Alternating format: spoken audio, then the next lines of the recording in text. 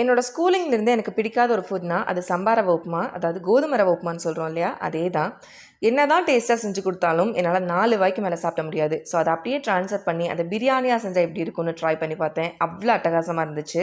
ரெசிபிக்கு first oil சேர்த்துக்கலாம், கூடவே கொஞ்சம் கீ ஆட் பண்ணிட்டு ஹோல் ஸ்பைசஸ் ஆட் பண்ணிக்கலாம். கொஞ்சமாக சோம்பு, கருவேப்பிலை, இஞ்சி பூண்டு தட்டி சேர்த்துக்கலாம். ஒரு பெரிய வெங்காயத்தை நீல வாக்கில் கட் பண்ணி சேர்த்து ஒரு 2 மினிட்ஸ் வதக்கிக்கலாம். கூடவே ஒரு தக்காளியை இந்த மாதிரி பொடியாக கட் பண்ணி சேர்த்து வதக்கிக்கோங்க.